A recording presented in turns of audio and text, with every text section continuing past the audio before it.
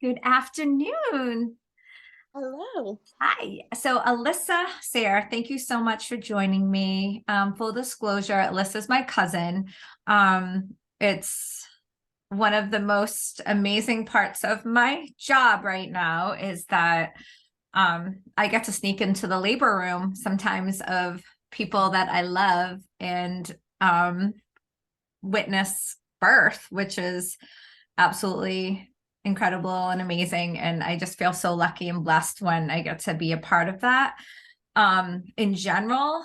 And then it's like a little bit extra special when it's someone that you've known your whole entire life. So I was present in just a little teeny bit of a part of her firstborn Colton's life, birth and experience. Although Alyssa and her partner Matt kind of had it under full control when I showed up. So that was pretty impressive. But first of all, how are you doing and what's going on? Doing good. Colton's 19 months now, and we're about probably a week or so away from having our second boy. Oh, So, really exciting times. And yeah, just cruising right along. that is awesome. My little guys were 19 months apart. So I know what you're in for. And it's so fun and joyous, but it's kind of a bit of a blur at times. Just because they are like little puppies, I mean, got, gratefully they're healthy and they can wrestle as much as mine did and still do. So that's what we can hope for. But so there's a million reasons why I wanted to talk to you. Number one, you're 38 weeks pregnant. Number two, you rocked a beautiful, uncomplicated first birth, although um, you know, one topic I really wanted to talk about was how difficult that first pregnancy was for you because of the gestational diabetes. And, um, although it was diagnosed pretty early on in comparison to some other people, I didn't hear a peep from you this whole pregnancy. So that's how I know it's been going amazing. And, you also have other people you can peep to. But that first go around was pretty tough. Can you tell me, and share with us a little bit about what that first trimester was like? Yeah, sure. So, yeah, our first, I mean, I think going into pregnancy, it's really stressful as it is. Like, you don't really know what to expect and, what you're going to feel, how you're going to feel. And our first pregnancy was IVF. So, like, it was, a little challenging to get to that point to start. So, I think once we were finally pregnant, like, we were just happy to be pregnant and that, and kind of Absolutely. see what was gonna go from there. I think I had the normal first trimester symptoms of nausea and just tiredness and all that stuff. But I did have some inkling when I got to after 12 weeks that maybe something just wasn't right. I think I still was feeling really nauseated, which I know is normal and possible. But I did know there was some family history of gestational diabetes. In my mom as well. So part of me was just kind of like, maybe like, that's something that is happening or, maybe not, but I just kind of felt like there might be something more there. And so, yeah, I ended up, going in and getting tested early. I think it was like 19 weeks or something like that. And it did come back, I ended up doing the 1 hour test and, failed that and then did the 3 hour and also failed that one. So, so I did end up having it and I was kind of glad it was diagnosed early so I could kind of, learn about it, figure out how to make myself feel better. And I think once I started to learn and, see what I could eat and not eat and exercise and things like that, it really like made the rest of my pregnancy so much easier. Yeah, that's amazing.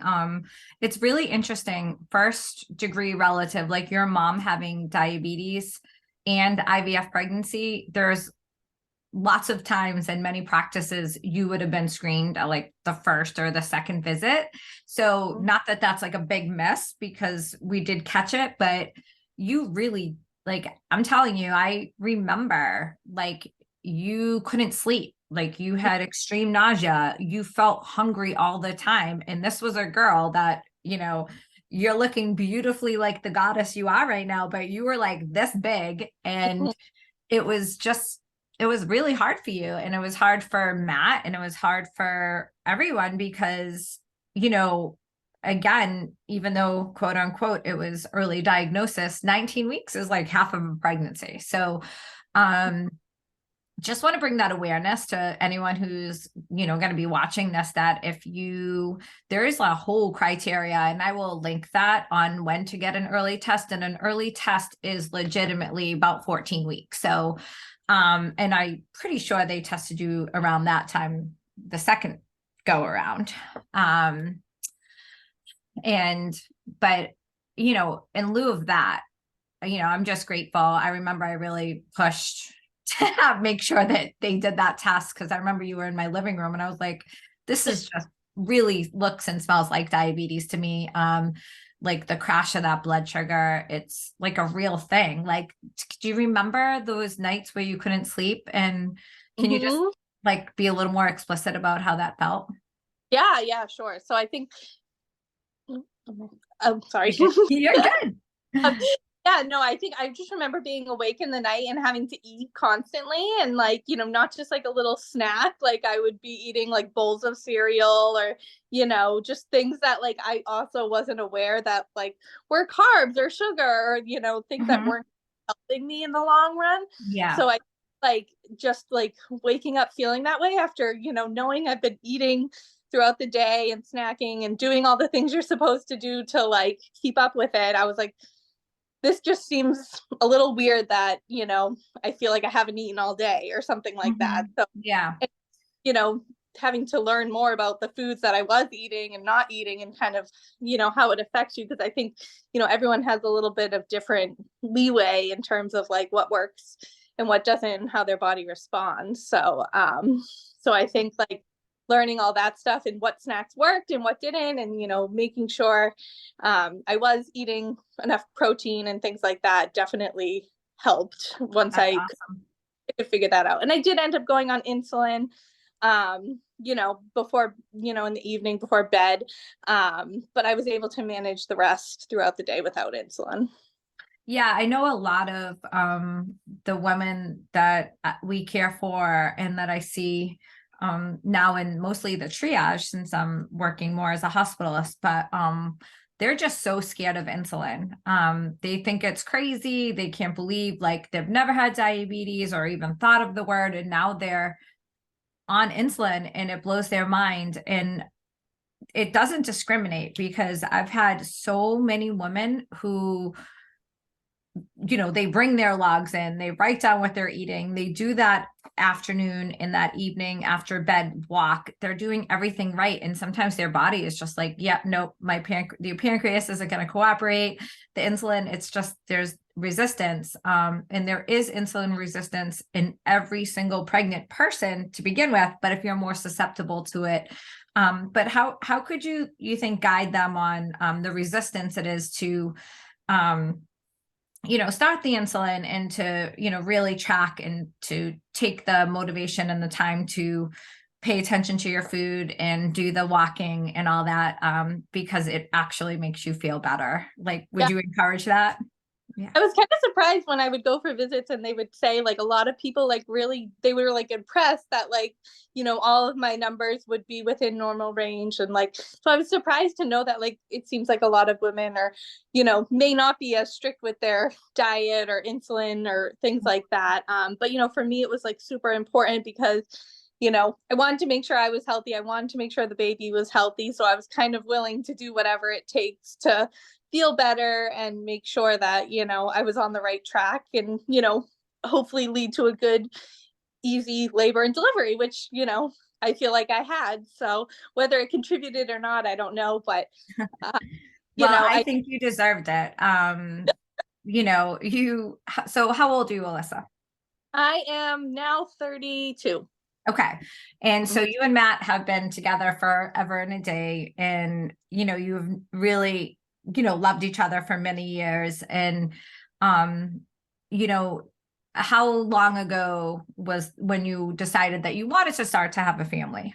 I would say it was probably around like 28, 29 when we were like, okay, we were married at 26. So we were like, wanted to have some time, but, Mhm.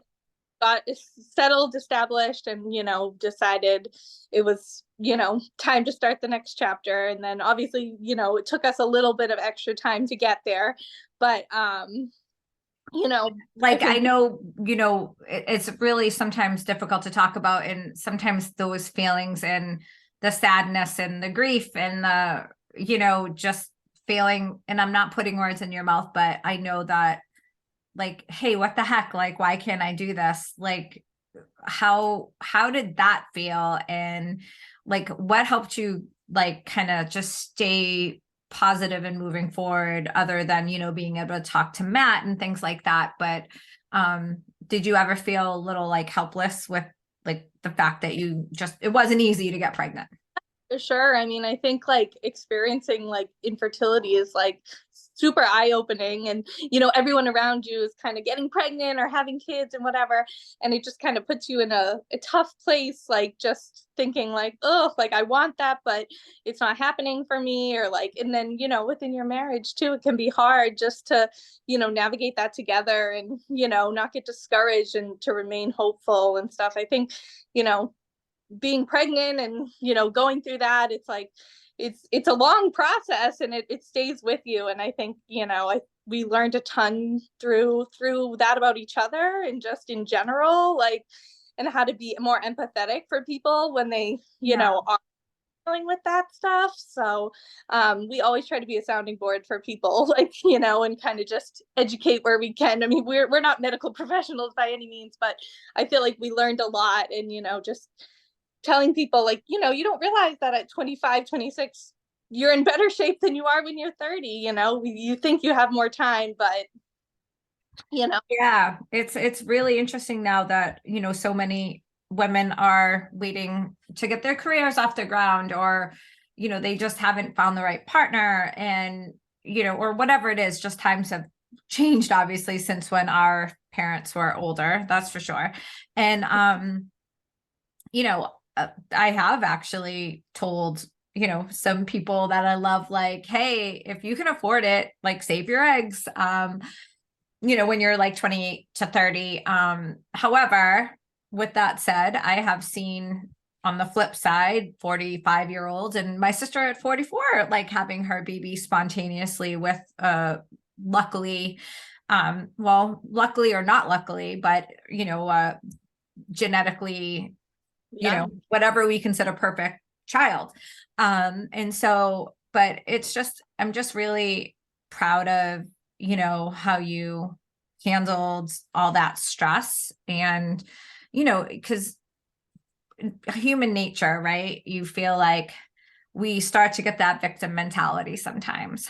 And when we start to get in that victim mentality, our energy around us and within us can decrease down. And then we can start to blame. And I'm not saying that there was no blaming between, like, you and Matt, but like maybe some aggravation. And when you have to go through that and you come out on the other side, like, and I'm sure that there was some of that. And, and just looking at someone and saying, I love you, I'm sorry. Like, how did you guys get through some of that, those times as a couple? Yeah, I think just like, we kept talking and learning and educating, and having the support of family. Having you as a resource was great too. I'm going to you multiple times for many different things. Because it was like a whole new world for us. It's like you hear about it, it's possible, but like until you're living it, and then the longer you're kind of living it is kind of, the harder it gets. So I mean, we were very lucky that like it turned out the way it did for us, because a Mhm. lot of people still battle with different things. And ours was unexplained, so it's almost like best case scenario, like we were able to create embryos and didn't have something that was specifically wrong that we could Mhm. pick. So, Yeah. we kind of like leaned on that and hoped for the best and just kind of, tried to stay connected with each other throughout the whole thing, because we Yeah. knew that's the only thing we can do right now. So, Yeah. Well, I'm just like beyond thrilled, and I did just want you to share a little bit. So, and I don't know, pregnancy loss is just something that we've all gone through, and we know some, not all of us have gone through it, but we either know someone close to us, or, we know it's about 1 out of 5 of spontaneous conception will have some type of a miscarriage or a missed abortion. And so, I know that that's something that you experienced and that was hard. And, you know, I'm just, my condolences for that, because again, it's just the minute we find out we're pregnant, like you can't help but start daydreaming and getting excited, and, to have those emotional up and downs. There's some way that, something that must have grounded you for that. And, you know, like was there just like, your strong relationship with your partner and like faith that like, okay, it's going to be okay. Um, mhm. that just kind of kept you going. Yeah, like, so the second time around, we did get spontaneously pregnant, and it did end in a miscarriage at about 7 weeks. And Mhm. obviously both just like, wow, we were able to get pregnant, without IVF. Like, we didn't, that would be possible for us, because it had Amazing. been, 2 or 3 years of trying that didn't really result in anything. Mhm. So it was kind of that torn to be like really happy that it worked out that way for us and that it could again, but also kind of okay, now we've experienced like a loss, and like what does that mean moving forward? As common as it is, and we know it's common, but I think it was kind of like that weird in between, like happy that we could get to a certain place, but also, okay, now we're in this category. Like, what does this mean, you know, Important. for the next steps? Like, and then we were like, should we just go back to our fertility clinic and try to, do a transfer, or do we try again, or see what's going to happen, so that was kind of a conversation we had to have. And I think we decided, like, we're going to go back to the fertility clinic. And then we had the meeting with our doctor and everything, and then the next month we found out we were pregnant again. So and I know that happens a lot to people too. So That's amazing. oh, it's just the way it worked out. And I guess that Yeah, was how it's it was meant. wild. It's wild. Yep.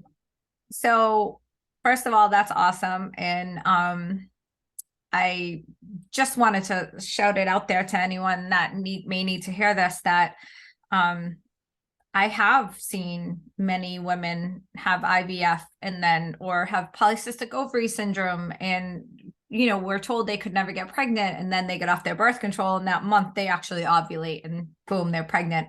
So you just kind of never know what's in store. But that's, sometimes being pregnant, it can kind of sometimes fix just organically like what's happening. And I'm not saying it was with you or with Matt or whatever, but it's just kind of awesome. And I mean, how great that Colton's going to have a sibling, and that, I don't know, it's just, there's nothing wrong with having to do IVF and being a mom that way or whatever. And, but it just probably feels like a little different, being like, Mm, holy mackerel, like I kind of didn't think I could do this. And now that your body's just did it on its own, that's just something that I'm wondering if those thoughts ever came through your mind.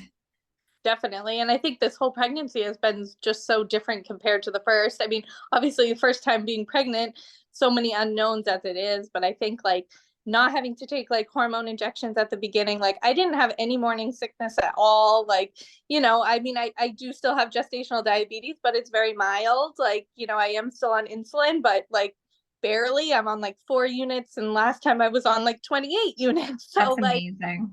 So I just feel like, and part of me does feel like maybe that contributed a little bit to it, like having to be on hormone medication the first time around, and just, your body not feeling like its normal self. Mhm. Rather than when you get pregnant naturally, I feel like that definitely might have contributed this time around to how this pregnancy has been for me. For your body. Yeah. That's so awesome. Well, I am so excited. The best, I don't know, is fun. I know Matt, he's not there, but it was so cool. I loved like I said, you broke your water. You just like went into labor. I never expected it to go so fast. And I got to be lucky enough to get over to the hospital and like brought you food. I probably shouldn't have even stopped to get food because I kind of only had time to put on my gown and glove. And it was weird. I just seeing you, like, I could see how you were pushing so effectively. And, you know, with a first time mom, when you can see the baby moving without even just from watching the pushing, I was like, just felt like, oh God, I can just have Matt help me with this. So that was so much fun to have Matt help like deliver your baby, and to have like my hands, but his hands, and him actually bring you your baby did that. That just was so special. And I hope that I'm sure he still talks about that a little bit. Oh yeah, no, I think just having both of you there was like, I mean, it was just kind of like icing on the cake to like close that whole pregnancy chapter for us. So super special, super grateful it went off without a hitch. So I know. Oh my gosh. So just speaking of that, did you spend any time, like, were you nervous at all about the labor part the first time? Like, did you spend some time worrying about that? I think so. And I was scheduled to be induced like I think 2 days before, but obviously, my water broke on its own. So I think it was kind of like I was like a little bit relieved that like things were happening on its own, because I didn't really know what to expect with like an induction and things like Mhm. that. But I think just the fear of the unknown, even this time around, I'm like, oh well, like the chances of it going the same way, I don't know. Like you just Mhm. don't really know what to expect. So even though you've been through it, so I think it's just kind of like hoping that like so many stars align to go the right way, Mhm. to make it a Yeah, good it's true. Most second babies are, there's some research that shows second babies are the safest, easiest babies to deliver. And that is true most of the time, so we can just like hopefully put, our bets on that. experience. However, I've seen things go each way but sideways and then reverse and go forward. So hopefully everything goes smooth. I know you did have an awesome epidural with the first one that helped you with like your comfort. Is that kind of what you're planning again? I think so. Yeah. I Yeah. think, pain was the thing that was like the most worrisome for me, just not Mhm. knowing how it would feel and things like that. But, you know, having a good epidural and everything, I was like, I got this. I can do anything, You it did. problem. So I'm like, Yeah. forward to do that again. Well, if I'm hoping you go into labor like tonight, that would be cool. Or, this weekend, Yeah. before your induction date, that would be awesome. And, honestly, sometimes if you break your water with second babies and, you get there, and if let's say you're like 7 or 8 centimeters, like you might be able to even just do it. I mean, you don't have to, you can get the epidural, but I'd be Oh, either way, God. like it's still the same outcome, like however you do it, you do it. But sometimes second babies, people run out of time. So I hope that you have the birth that you want. And if I get to be there, that is awesome. But I know you're not going to need me. You have Matt, and you'll have one of the amazing other providers there. But hopefully I could get there. And is there like anything else that you kind of want to let people know? Or No, yeah. I think pregnancy is hard, and you just have to kind of like go day by day and listen to your body. I think that's the biggest thing, and advocate for yourself, because I think there are, so many resources out there. It can get overwhelming, but, I think for me, just listening to my gut a little bit helped me to, have some enjoyable experiences throughout the whole process. Oh my God, I love that. That is absolutely true because you know, just seeing you during that first pregnancy, like advocate, and you actually ask the provider, can you please do this test for me now? Like something's off. And I'm not again, without that, you would have just been known as the girl that was gaining a lot of weight. Right, You know, right. and like they're like, geez, why are you gaining so much weight? And you know, and just speaking about weight in pregnancy, this is the last thing I just, you know, just want to say. I have had some women legitimately gain 50 to 60 pounds in pregnancy, and whatever, that's a lot. Okay, that's a lot of weight, but they lose it like after like nothing. Okay, and then I have some people that don't lose it like nothing, like after. But weight gain is just like one part of it. You know, you really just want to nourish your body with the right nutrients as much as you can. I mean, an occasional Yeah. here and there, but I just think that, you know, I'm just really glad that like back to the advocating, because it just could have went on for like another 5 weeks or so before Yeah. it got cut. So No, and I think, you know, this time around I have been to like PT and done like a little bit to prep like my core and my abs and like all that stuff, just to, because you know, all those things you don't realize that happen to your body during pregnancy and afterwards. Like I had a little bit of ab separation and things like that, so I did want to go to a pelvic floor PT. So I did after my first, and then throughout this pregnancy, I've been seeing them during pregnancy. So I feel a little more That's prepared amazing. in terms of what that's, you know, recovery will be like, just to kind of feel strong and feel like you're helping your body a little bit more.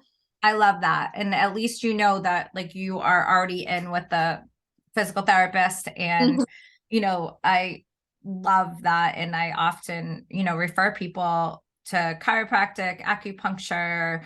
The pelvic floor PT is like a lifesaver, because it's a real thing that affects us for many years after pregnancy, pushing babies out, pregnancy in general. So I'm super proud of you. I'm so grateful you hopped on with me, and we're all going to be wishing you a healthy, happy birth, and we'll have to get a photo after of this baby. Okay. Yeah. Mwah. Thank you, Alyssa. Love Bye. you. Love you.